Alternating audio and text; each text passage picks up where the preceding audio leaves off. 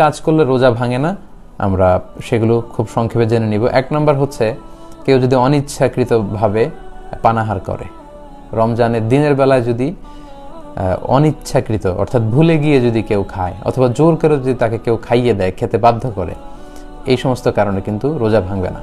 Let's say আপনি হঠাৎ করে দিনের বেলা এক গ্লাস পানি খেয়ে ফেললেন, খাওয়ার পরে মনে হলো যে আমি তো রোজা, এরকম অনেক সময় হয় কিন্তু, ওযু করতে যেয়ে অনেকে পানি খেয়ে ফেলেন, পরে মনে হয় রোজা, তো এতে আপনার রোজা ভাঙবে না। অথবা আপনি যদি পেট ভর্তি ভাতও খেয়ে ফেলেন, পুরো এক প্লেট ভাতও খেয়ে ফেলেন, খাওয়ার পর যদি মনে হয় ইস আমি তো, এটা তো রমাদান, আমি তো রোজা, তো এই যে ভুল করে আপনি খেয়ে ফেললেন, পান করলেন, এতে কিন্তু আপনার রোজা ভাঙবে না। এর দলিল হচ্ছে সহিহ বুখারীর হাদিস, আল্লাহ রাসূল সাল্লাল্লাহু আলাইহি ওয়াসাল্লাম ইরশাদ করছেন, মান নাসিয়া ওয়া হুয়া সাইম, কেউ রোজা রাখা অবস্থায় যদি ভুলে যায় যে সে রোজা রেখেছে, ফা আকালা আও শারিবা, তারপর সে যদি কিছু খেয়ে ফেলে কিংবা কিছু পান করে ফেলে, ফাল ইউথিম্মা সাওমাহু, সে যেন তার রোজাকে পরিপূর্ণ করে, কারণ রোজা ভাঙেনি, তো ভুল করে খেয়েছে। ফা ইন্নামা আতআমাহুল্লাহু ওয়া সাকাহু, কারণ আল্লাহই তাকে খাইয়েছে, আল্লাহই তাকে পান করিয়েছে। এজন্য সম্মানিত দিনী ভাই এবং বোনেরা, আমাদের অনেকের এই মিস্টেকটা হয়, রমজানের দিনের বেলায় ভুল করে যদি আপনি পানি খেয়ে ফেলেন বা কিছু খেয়ে ফেলেন, আপনার রোজা ভেঙেছে বলে আপনি ভুল করবেন না, মনে করে ভুল করবেন না, আপনার রোজা ভাঙেনি, ইউর সিয়াম ইজ স্টিল ওকে। সো আপনি রোজা কন্টিনিউ করবেন, কারণ আল্লাহই আপনাকে খাইয়েছে, আল্লাহই আপনাকে পান করিয়েছে, ভুলের কারণে আপনার রোজা ভেঙে যাবে না।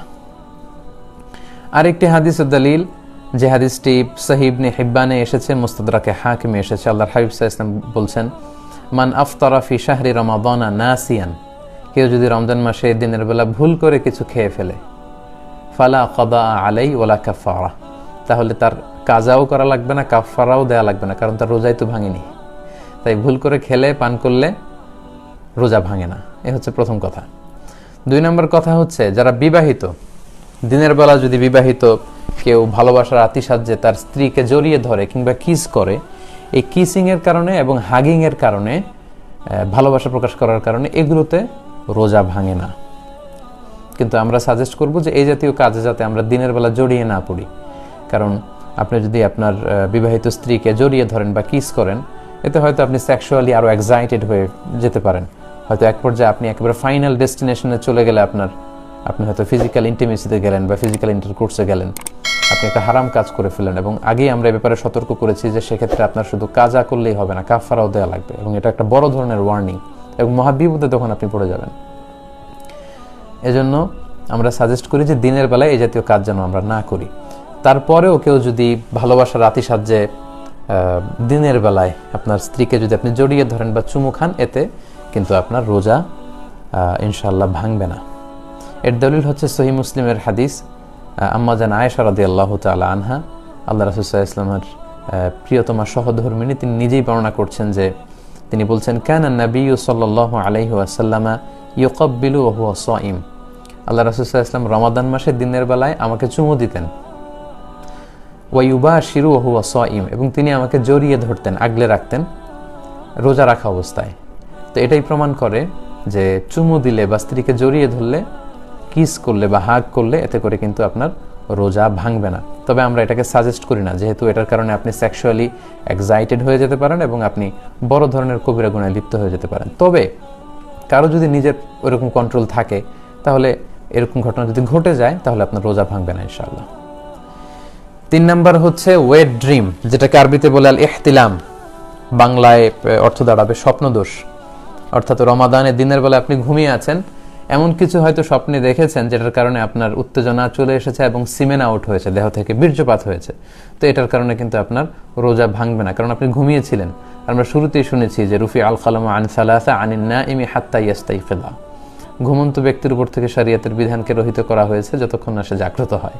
তো ঘুম অবস্থায় তো আপনি ইচ্ছাকৃত এটা করেননি, ফলে এই যে আপনার সিমেন আউট হলো, এতে করে আপনার রোজা ইনশাল্লাহ ভাঙবে না। জাস্ট আপনার জন্য গোসল ফরজ হয়েছে। আমরা জানি যে সিমেন আউট হলে, দেহ থেকে বীর্যপাত হলে গোসল ফরজ হয়, আপনি ঘুম থেকে উঠেই তাড়াতাড়ি গোসল করে নেবেন, এতে আপনার রোজা ভাঙবে না ইনশাল্লাহ। স্বপ্নদোষের কারণে রমাদানের দিনের বেলা স্বপ্নদোষ হলে, যেটাকে ওয়েট ড্রিম বলে, এতে আপনার রোজা ভাঙবে না।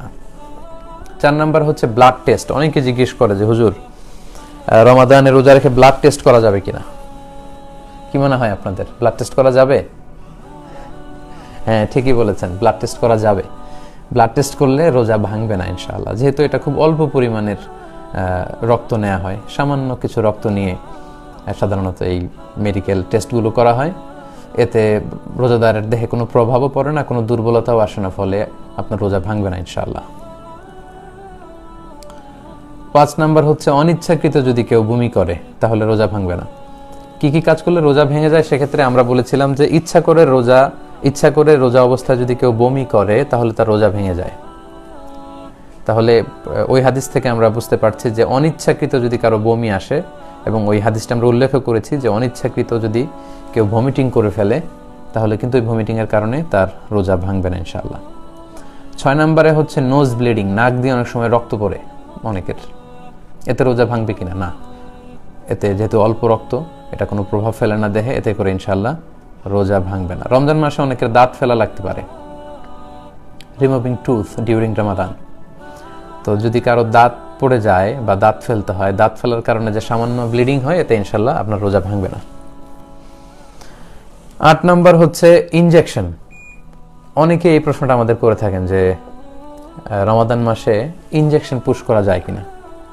জি, এটার উত্তর হচ্ছে রমাদানে আপনি ইনজেকশন পুশ করতে পারবেন যদি সেই ইনজেকশনটা সিম্পল পেইন কিলার ইনজেকশন হয়, ব্যথানাশক ইনজেকশন অথবা অ্যান্টিবায়োটিক ইনজেকশন হয়। এই জাতীয় কোনো মেডিকেশন বা ভ্যাকসিন জাতীয় ইনজেকশন হলে সেটা আপনার রোজা ভাঙবে না ইনশাআল্লাহ। কিন্তু ওই ইনজেকশন যদি স্বাভাবিক ইনজেকশন না হয়ে কোনো এনার্জেটিক ইনজেকশন হয়, যেটার মধ্যে ফুড সাপ্লিমেন্টারি আছে, অথবা যেটার মধ্যে নিউট্রিশিয়াস, যেটা নিউট্রিশন ভ্যালু আছে, পুষ্টিগুণ সম্পন্ন ইনজেকশন। এখন এমনও অনেক ফুড সাপ্লিমেন্টারি ভ্যাকসিন বা ইনজেকশন আবিষ্কার হয়েছে যেটা আপনার দেহে পুশ করলে 3 দিন 4 দিন আপনার ক্ষুধা লাগবে না, পুষ্টি শূন্যতায় ভুগবেন না। এটা এত এনার্জেটিক ইনজেকশন। এই জাতীয় ইনজেকশন দিলে কিন্তু আপনার রোজা ভেঙে যাবে, কারণ তখন আপনি ইনডাইরেক্টলি সেই আল আকল ওয়া শুরব, আমরা শুরুতে যেটা বলেছি, খাওয়া এবং পান করা অর্থাৎ পানাহার, সেটাই আপনি করছেন। আপনি সরাসরি হয়তো মুখ দিয়ে, খাদ্যনালী দিয়ে আপনার পাকস্থলী বা স্টোমাকে খাবার পাঠাচ্ছেন না, কিন্তু ইনডাইরেক্টলি এনার্জেটিক বা ফুড সাপ্লিমেন্টারি কিংবা নিউট্রিশন ভ্যালু আছে এরকম ইনজেকশন পুশ করে কিন্তু এই খাবার বা পানীয়ের কাজই আপনারা করছেন। তো এই জাতীয় ইনজেকশন হলে রোজা ভেঙে যাবে। কিন্তু এমনি সিম্পলি কোনো ভ্যাকসিন, পেইন কিলার ইনজেকশন, এই জাতীয় সাধারণ ইনজেকশন ইনশাআল্লাহ রোজা ভাঙবে না। 9 নম্বর হচ্ছে আমাদের ডেইলি লাইফে কিছু কমন বিষয় আছে যেগুলো আমরা বাসায় বা বাসা বাড়িতে ঘরে ইউজ করি। এগুলোর ব্যাপারে আমরা প্রায় প্রশ্ন শুনি যে এগুলোতে রোজা ভাঙবে কিনা। এর মধ্যে একটা হচ্ছে টুথপেস্ট দিয়ে ব্রাশ করা যাবে কিনা, এবং যদি ব্রাশ কেউ করে তাহলে রোজা ভাঙবে কিনা। এর উত্তর হচ্ছে কেউ যদি টুথপেস্ট দিয়ে রমাদানে দিনের বেলায় ব্রাশ করে তাহলে তার রোজা ভাঙবে না, তবে এটা মাকরু হবে। এই কারণ এটা খুব ঝাঁঝালো, এটার মধ্যে এক ধরনের স্বাদ থাকে, এবং দিনের বেলা কেন আপনি এটা করবেন? আপনি মেসওয়াক করবেন। আল্লাহ রাসূল সাল্লাল্লাহু আলাইহি ওয়াসাল্লামের সুন্নাহ হচ্ছে মেসওয়াক করা, দাঁতের সুরক্ষা দেয়, দাঁতকে মজবুত করে, দাঁতকে সুন্দর রাখে, দাঁতকে পরিচ্ছন্ন রাখে। এবং আল্লাহ রাসূল সাল্লাল্লাহু আলাইহি ওয়াসাল্লাম নি'মা সিওয়াকিয়া জাইতুনের ডাল দিয়ে আল্লাহ রাসূল সাল্লাল্লাহু আলাইহি ওয়াসাল্লাম মেসওয়াক করতেন। তাই আমরা সাজেস্ট করব দিনের বেলা আপনি মেসওয়াক করবেন। আপনি যদি ব্রাশ করতে চান তাহলে আমাদের সাজেশন হচ্ছে যে সাহারি খাওয়ার পরে, যেহেতু অনেক ফুড পার্টিকেল দাঁতের কণায় জমে থাকে, সাহারি খাওয়ার পরে ফজর শুরু হওয়ার আগে আপনি টুথপেস্ট দিয়ে ব্রাশ করে ফেলেন, সারাদিনের জন্য আপনি ফ্রেশ, আর প্রত্যেক নামাজের আগে আপনি মেসওয়াক করুন। কিন্তু কেউ যদি দিনের বেলা কোনো কারণে টুথপেস্ট দিয়ে ব্রাশ করে ফেলে, এ কারণে তার রোজা ভাঙবে না ইনশাআল্লাহ। তারপর মাউথ ওয়াশ আমরা মাঝে মাঝে ইউজ করি। অনেক সময় বিভিন্ন মিটিংয়ে অনেকে থাকে, কাছাকাছি বসে ঘন্টার পর ঘন্টা কথা বলতে হয়।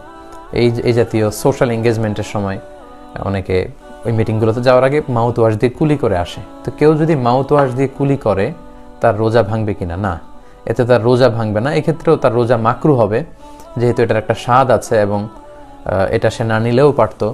সে যদি মিসওয়াক করতো তাহলেও কিন্তু তার মুখের পরিচ্ছন্নতাটা অর্জিত হতো।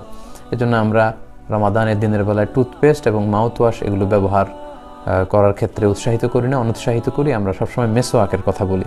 তবে কেউ যদি এটা করে তাহলে কিন্তু তার রোজা ভাঙবে না। অনেকে মনে করে থাকেন যে ওয়ালা খলুফু ফামি সাইমি আতিয়াবু ইনদাল্লাহি মিন রিহিল মিস্ক, একটা হাদিসে এসেছে যে রোজাদারের মুখের দুর্গন্ধ এটা আল্লাহর কাছে মেস্কের যে পারফিউম সেটার চেয়ে বেশি দামি আল্লাহ তাআলার কাছে। সুবহানাল্লাহি ওয়া বিহামদিহি।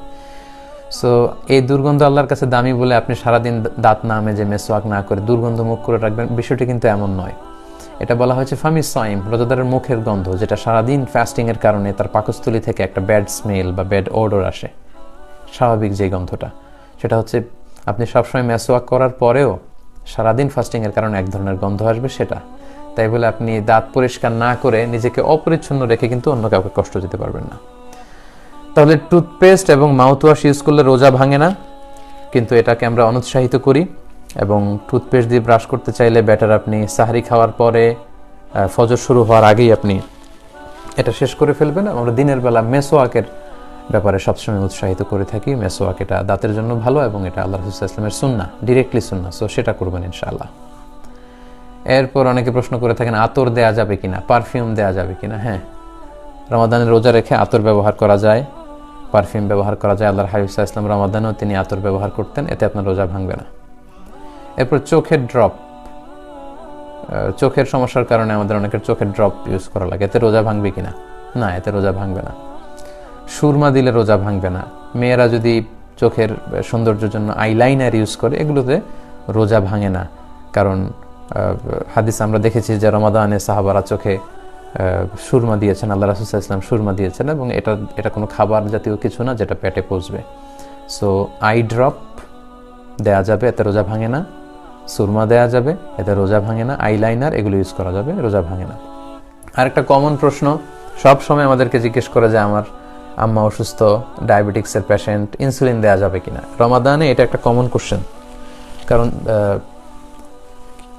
ডায়াবেটিক্স এটা এখন একটা জাতীয়, বাংলাদেশের জাতীয় রোগে পরিণত হয়েছে। আমাদের ঘরে যারাই কিছুটা বয়স্ক, আমাদের আব্বা আম্মা দাদা দাদি অনেকেই কিন্তু এই ডায়াবেটিক্স আক্রান্ত। তো ডায়াবেটিক পেশেন্টের জন্য কিন্তু এই ইনসুলিনটা ব্যবহার করতে হয়। এই ইনসুলিন ব্যবহার করলে রোজা ভাঙে না, কারণ এটা কোনো ধরনের খাবার জাতীয় জিনিসও না, এটা পাকস্থলীতেও পৌঁছে না, এটা চামড়ার মধ্যে দেয়া হয়, গোশতের ভেতরে এটা ঢুকে, ফলে ইনসুলিন দিলে রোজা ভাঙবে না ইনশাআল্লাহ। 10 নম্বর হচ্ছে অনেক সময় যারা রান্না করেন, এই ব্যাপারটা যারা রান্না করেন, যারা শেফ, রেস্টুরেন্টের শেফ, বাবুর্চি, তাদের ক্ষেত্রে প্রযোজ্য। অনেক সময় রমাদানের দিনের বেলা রান্না করতে হয়, সেক্ষেত্রে তিনি লবণ হলো কিনা, স্পাইসি হলো কিনা, এই স্বাদটা জিহ্বা দিয়ে আন্দাজ করতে পারবেন কিনা, এতে কি রোজা ভাঙবে? উত্তর হচ্ছে না, এতে আপনার রোজা ভাঙবে না ইনশাল্লাহ। এটাকে আরবিতে বলে তাযাউক, স্বাদ নেয়া। জিহ্বা দিয়ে আপনি টেস্টটা দেখলেন যে লবণ কতটুকু হয়েছে। এটা আমাদের প্রায়ই হয়। হয়তো বাসায় আপনি 20-25 জনকে ইফতারের জন্য দাওয়াত করলেন, এখন অবশ্য লকডাউনের কারণে এটা হচ্ছে না বা ইফতারের প্রোগ্রামগুলো হচ্ছে না।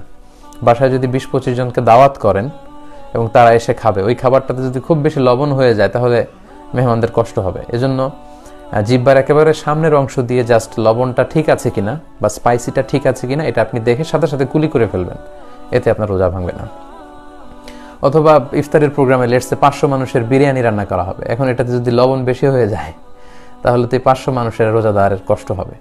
এজন্য যিনি শেফ আছেন, কুক আছেন, বাবুর্চি, তিনি লবণটা দেখার জন্য জিহ্বার একেবারে সামনের অংশ দিয়ে একটু টেস্ট করতে পারবেন, দেখবেন, এবং দেখেই আন্দাজ করেই সাথে সাথে কুলি করে ফেলবেন যাতে ভিতরে কিছু চলে না যায়। এই যে আপনি ট্রাই করলেন, টেস্ট করলেন লবণটা, এই তাযাউক যেটাকে বলে আরবিতে, এই তাযাউকের কারণে কিন্তু আপনার রোজা ভাঙে না।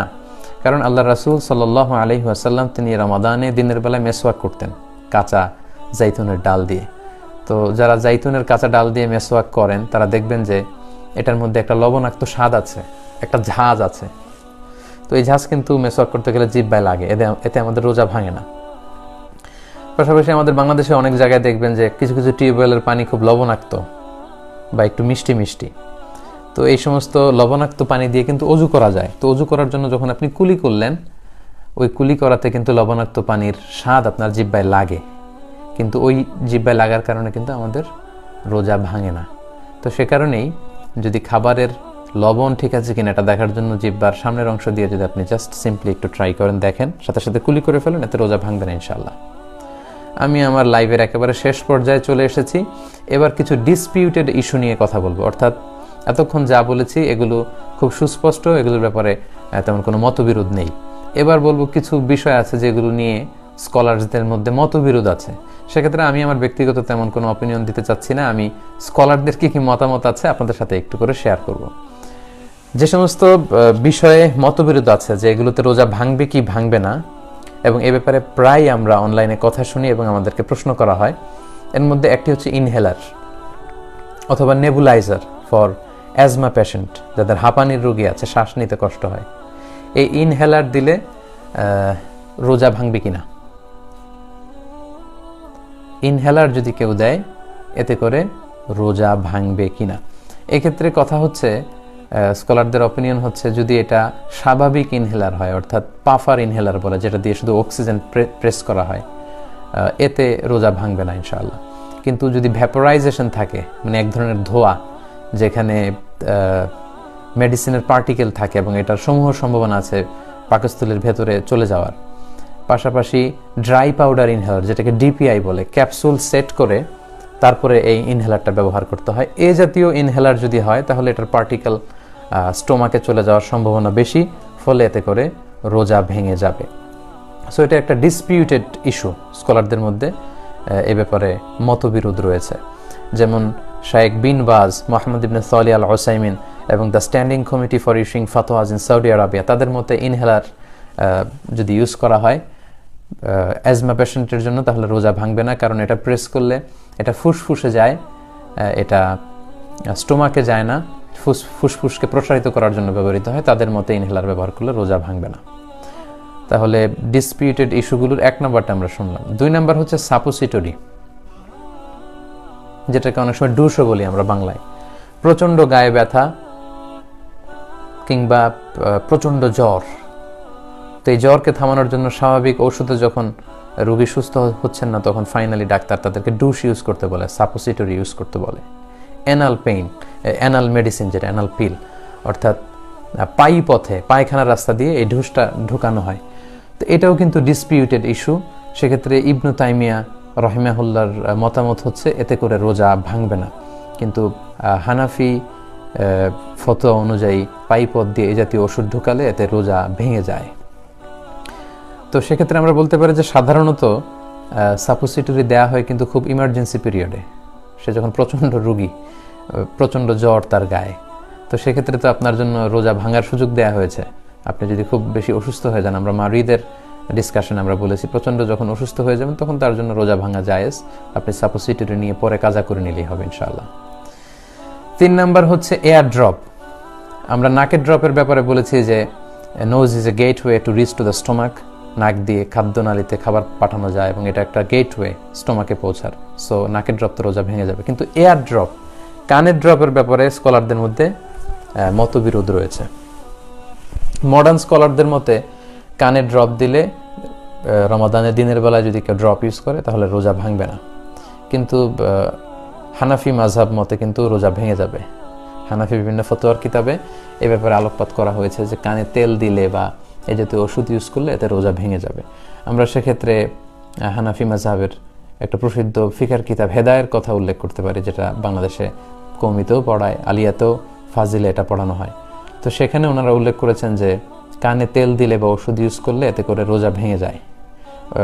হেদায়ের একটা টেক্সট হচ্ছে ওয়ামান ইহতাখানা আউইস তাআতা আও আখতারা ফি উযুনিহি দুহুনান আফতারা, কানে তেল দিলে বা ওষুধ ঢুকালে রমাদানের দিনের বেলা তাহলে তার রোজা ভেঙে যাবে। ওলা কাফারাতা আলাই, শুধু এই রোজাটা ভাঙার কারণে তার কাফারা দিয়ে দিলেই হবে, তার আর কাজা করা লাগবে না।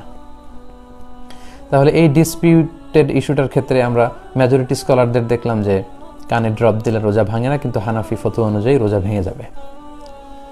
3 নম্বর হচ্ছে হার্টের যে পেশেন্টরা আছে তাদের হার্ট অ্যাটাক থেকে বাঁচানোর জন্য এক ধরনের ট্যাবলেট ইউজ করা হয়, এটাকে নাইট্রোগ্লিসারিন ট্যাবলেট বলে। এই নাইট্রোগ্লিসারিন ট্যাবলেটটা জিহ্বার নিচে রাখা হয়, এটা খাওয়া হয় না। তো জিহ্বার নিচে রাখলে এই দেহ এটাকে অ্যাবজর্ব করে আর্টারির মধ্যে যে ব্লক পড়েছে ব্লক ছুটায় দেয় এবং হার্টের মধ্যে রক্তের পাম্পিংটাকে আরও বাড়িয়ে দেয়। তো it doesn't have any function two the stomach, এটা আসলে এটা কোনো খাবারও না, এটাকে গিলেও ফেলা হয় না, আর এটা স্টোমাকেও যায় না। তাই আধুনিক স্কলাররা বলেছেন যে এই নাইট্রোগ্লিসারিন ট্যাবলেট যারা হার্ট পেশেন্ট, চেস্টের ভেতর যে পেইন হয় এগুলোকে রিমুভ করার জন্য এই নাইট্রোগ্লিসারিন ট্যাবলেটে রোজা ভাঙবে না ইনশাআল্লাহ। 4 নম্বর হচ্ছে কাপিং, মানে এটাকে বলা হয় আল হিজামা, সিঙ্গা নেওয়া। দেহে অনেক সময় খুব পেইন হয়, তো এই পেইন রিলিফের জন্য সিঙ্গা লাগানো হয়। তো এই সিঙ্গা লাগালে রোজা ভাঙবে কিনা, এক্ষেত্রে এটাও ডিসপিউটেড ইস্যু। হানাফি মাযহাব মতে সিঙ্গা লাগালে রোজা ভাঙে না, কিন্তু হাম্বলি মাযহাব মতে রোজা ভেঙে যায়। হাম্বলি মাযহাব তারা একটা স্ট্যান্ডার্ড সেট করেছে, তারা বলেছে যে অল্প ব্লিডিং হলে রোজা ভাঙে না, কিন্তু ব্লিডিংটা যদি খুব বেশি হয়, কাপিং অর্থাৎ সিঙ্গা লাগালে যে পরিমাণে রক্ত দেহ থেকে বের হয় ওই পরিমাণে হয়ে যায়, তাহলে তাদের মতো রোজা ভেঙে যাবে। তো সিঙ্গা লাগানো বা কাপিংটা হচ্ছে হাম্বলি মাযহাবে একটা স্ট্যান্ডার্ড, এবং আধুনিক স্কলাররাও এটাকে স্ট্যান্ডার্ড ধরে অল্প রক্ত যদি পড়ে দাঁত থেকে, নাক থেকে বা ব্লাড টেস্ট করার জন্য, এতে রোজা ভাঙবে না। কিন্তু কাপিং পরিমাণ হেজামা করলে, সিঙ্গা লাগালে যে পরিমাণে বেশি রক্ত বের হয়, এই বেশি রক্ত বের হলে কিন্তু রোজা ভেঙে যাবে বলে মডার্ন স্কলাররা, বিশেষ করে হাম্বলি মাযহাবের স্কলাররা মতামত দিয়েছেন। কিন্তু হানাফি স্কুল অফ থট অনুযায়ী ইনশাআল্লাহ আপনি যদি সিঙ্গা লাগানোর প্রয়োজনও পড়ে দিনের বেলায়, আপনার রোজা ভাঙবে না ইনশাআল্লাহ। 5 নাম্বার হচ্ছে ডোনেটিং ব্লাড। রোজা রেখে আপনি ব্লাড ডোনেট করতে পারবেন কিনা, এটাও একটা disputed issue. Hanafi school of thought অনুযায়ী রোজা ভাঙবে না, তবে যদি খুব ব্লাড দেওয়ার কারণে যিনি ডোনার তিনি যদি খুব অসুস্থতা অনুভব করেন, তাহলে তার রোজাটা মাকরু হচ্ছে, এবং প্রচণ্ড অসুস্থতা যদি অনুভব করেন, দুর্বলতা অনুভব করেন, তাহলে তিনি রোজা ভাঙতে পারবেন। দুর্বলতার কারণে পরবর্তীতে এই রোজাটি তার কাজা করে নিতে হবে। এটা হচ্ছে হানাফি স্কুল অফ থটের ফতোয়া। কিন্তু আগে আমরা বলেছি হাম্বলি মাযহাব আবার এক্ষেত্রে বিপরীত মতামত দিয়েছেন। তাদের মতে কাপিংটা যেহেতু একটা স্ট্যান্ডার্ড মেজারমেন্ট, সেক্ষেত্রে বেশি পরিমাণে রক্ত বের হলে রোজা ভেঙে যায়। তো ব্লাড ডোনেশনে তো অনেক রক্ত বের হয়, তো তাদের মতে রোজা ভেঙে যাবে। এই যে সর্বশেষে আমি মতবিরোধপূর্ণ কয়েকটি বিষয় আমি উল্লেখ করলাম, মডার্ন স্কলারদের মতামত দিয়েছে, আমার ব্যক্তিগত কোনো মতামত এখানে আমি উল্লেখ করিনি, যেগুলোর কয়েকটি মতামতের ক্ষেত্রে আমাদের ভারতবর্ষের স্কলারদের কিংবা হানাফি স্কুল অফ থটের যে ক্লাসিক্যাল বুকগুলো আছে সেখানে কিছু মতবিরোধ পাওয়া যায়। তো এই কন্টেম্পোরারি ফিকহি ইস্যুগুলোর ক্ষেত্রে এগুলো আগে ছিল না, যেমন ইনহেলার ইউজ করা, নাইট্রোগ্লিসারিন ট্যাবলেট ইউজ করা, এগুলো আগে ছিল না। তো এগুলো যেহেতু মডার্ন ইস্যু, এগুলোর সমাধান কি হবে? তো এগুলোর সমাধান করবে 1997 সালে একটা সেমিনার হয়েছিল। সেমিনারটা হয়েছিল মরক্কোর কাসাব্লাঙ্কাতে, 4 দিন ব্যাপী। 1997 সালের জুন মাসের 14 থেকে 17 জুন, 14, 15, 16, 17 এই 4 দিন ব্যাপী একটা কনফারেন্স হয়েছিল। 4 ডেজ রিলিজিয়াস মেডিকেল সেমিনার হয়েছিল। যেহেতু এই ইস্যুগুলো ধর্মীয় ব্যাপারগুলোর সাথেও জড়িত, আবার মেডিকেল ইস্যুর সাথেও জড়িত, এবং সেই সেমিনারের টাইটেল ছিল an Islamic view of certain contemporary medical issues, যেটা মরক্কোর কাসাব্লাঙ্কা শহরে হয়েছিল। এবং এই সেমিনারে গোটা বিশ্ব থেকে 3 শ্রেণীর স্কলারদেরকে ইনভাইট করা হয়েছে। যেহেতু শারিয়া ব্যাকগ্রাউন্ড থেকে পড়াশোনা করেছি, যারা শুধু কোরআন সুন্নাহ ফিক নিয়ে পড়াশোনা করবে তারা মেডিকেল ইস্যুগুলো জানার কথা না, আবার যারা মেডিকেল ইস্যুতে এক্সপার্ট তারা কোরআন সুন্নাহ জানার কথা না। তো এই জন্য এই সেমিনারটিতে, ইন্টারন্যাশনাল এই সেমিনারটিতে 3 শ্রেণীর স্কলারদেরকে 1997 সালে মরক্কোর কাসাব্লাঙ্কা শহরে ইনভাইট করা হয়েছিল তাদের রিসার্চ জমা দেওয়ার জন্য। সেখানে তারা ইসলামিক জুরিস্ট, মানে শারিয়া এক্সপার্ট, কোরআন সুন্নাহ এক্সপার্ট, তাদেরকে দাওয়াত করেছিল। দ্বিতীয়ত তারা মেডিকেল প্র্যাকটিশনারদেরকে দাওয়াত করেছিল, ডাক্তারদেরকে, পাশাপাশি ফার্মাকোলজিস্ট যারা ড্রাগ এক্সপার্ট অর্থাৎ মেডিসিনে এক্সপার্ট, কোন মেডিসিনের কী ধরনের ইম্প্যাক্ট দেহের কোন জায়গায় পৌঁছে কিভাবে কাজ করে, মুসলিম জুরিস্ট, মেডিকেল প্র্যাকটিশনার এবং ফার্মাকোলজিস্ট যারা ঔষধের ব্যাপারে এক্সপার্ট। এই 3 শ্রেণীর স্কলাররা সেই সেমিনারে গবেষণা শেষে যে মতামত দিয়েছেন, ওনাদের মতামত হচ্ছে এই ডিসপিউটেড ইস্যুগুলোর ক্ষেত্রে যে কানে যদি আপনি ড্রপ ইউজ করেন তাহলে আপনার রোজা ভাঙবে না। নারীদের ভ্যাজাইনাল কোনো ধরনের মেডিসিন যদি জনিপথ দিয়ে দেহের ভেতরে ঢুকানো হয়, তারা বলেছেন যে সেটা সর্বোচ্চ তাদের গর্ভাশয়ে পৌঁছবে বা জরায়ুতে পৌঁছবে, এতে রোজা ভাঙবে না। এবং এই যে নাইট্রোগ্লিসারিন ট্যাবলেটের কথা আমরা বলেছি, হার্টের পেশেন্টদের জিহ্বার নিচে রাখলে এটা দেহ অ্যাবজর্ব করে ফেলে, এটা স্টোমাকে যায় না, এটা কোনো ধরনের খাবারও না, ওনারা বলেছেন এতে করে রোজা ভাঙবে না। এবং সেখানে ওনারা বলেছেন যে ইনহেলার দিয়ে, স্বাভাবিক ইনহেলারের যে ইউসেজ, এতে করে রোজা ভাঙবে না। তো এই ওনারা যে ধরনের মতামত ব্যক্ত করেছেন, একটা ইন্টারন্যাশনাল কাউন্সিল অফ ইসলামিক ফিক একাডেমি আছে, আপনারা এটার নাম শুনে থাকবেন, ওনারাও ওনাদের রেজলিউশনে এই একই মতামত উল্লেখ করেছেন যে এই কন্টেম্পোরারি ইস্যু যেগুলোতে হয়তো ইসলামিক স্কলাররা এই ব্যাপারে খুব ভালো জানে না, সো আবার মেডিকেল স্পেশালিস্ট যারা তারাও ইসলামিক বিষয়ে জানে না, ফলে এই 3 ধরনের স্কলারদেরকে এনে ওই কনফারেন্স থেকে এই সিদ্ধান্তে ওনারা স্কলাররা উপনীত হয়েছে। সেখানে মুসলিম জুরিস্টরা ছিলেন, মেডিকেল প্র্যাকটিশনাররা ছিলেন এবং ফার্মাকোলজিস্টরা মিলে ওনারা কিন্তু এই সমস্ত বিষয়ে ঐকমত্যভাবে মতামত পোষণ করেছেন মডার্ন স্কলাররা, যে এই জাতীয় এই যে নাইট্রোগ্লিসারিন বা ভ্যাজাইনাল কোনো মেডিসিন কিংবা এয়ার ড্রপ বা ইনহেলার, এতে করে ইনশাআল্লাহ রোজা ভঙ্গ হবে না।